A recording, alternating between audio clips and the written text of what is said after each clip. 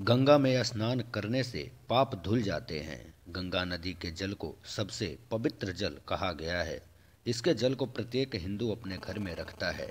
ऐसा कहते हैं गंगा नदी दुनिया की एकमात्र नदी है जिसका जल कभी सड़ता नहीं है। वेद, पुराण, रामायण, महाभारत सब धार्मिक ग्रंथों में गंगा की महिमा का वर्णन मिलता है।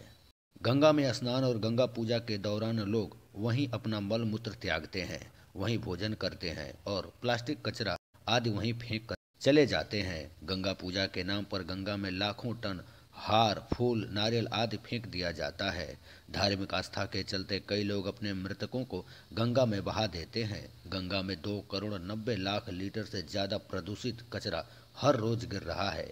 नाली और नाले का पानी, कारखानों से फैल रहा गंगा में जहर, यह सभी अलग है। कई वैज्ञानिकों के अनुसार गंगा का पानी फसलों की सिंचाई करने के योग्य भी नहीं रहा।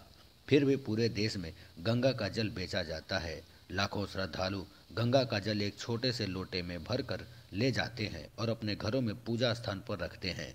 पूजा स्थान पर रखा यह जल कभी सड़ता नहीं है। इसे आप कभी भी खोल कर सूंघें, आपको इसमें से बदबू नहीं आएगी। कई लोगों के यहाँ सालों से जल भरा हुआ रखा हुआ है। इसका वैज्ञानिक आधार सिद्ध हुए कई वर्षों बीत गए हैं। कुछ लोगों के अनुसार नदी के जल में मौजूद बैक्टीरियोफेज नामक जीवाणु गंगा जल में मौजूद हानिकारक सूक्ष्म जीवों को जीवित रहने नहीं देते। अर्थात ये ऐसे जीवाणु हैं जो गंदगी और बीमारी फैलाने वाले जीवाणुओं को नष्ट कर देते हैं। इसके कारण ही गंगा का जल नहीं सड़ता है। मतलब यह कि वैसे जीवाणु इसमें जिंदा नहीं रह पाते हैं जो जल को सड़ाते हैं। भारत की सबसे महत्वपूर्ण नदी गंगा का धार्मिक महत्व बहुत अधिक है। इसका जल घर में शीशी या प्लास्टिक के डिब्बे में आदि में रखकर तो वर्षों तक खराब नहीं होता है और कई तरह के पूजा पाठ में इसका उपयोग किया जाता है। मरते समय व्यक्ति को यह जल पिला दिया जाए तो उसे मोक्ष की प्राप्ति होती है।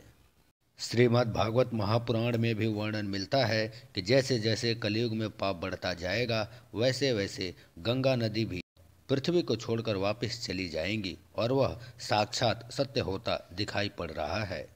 गंगा जल में प्राण वायु की प्रचुरता बनाए रखने की अद्भुत क्षमता होती है।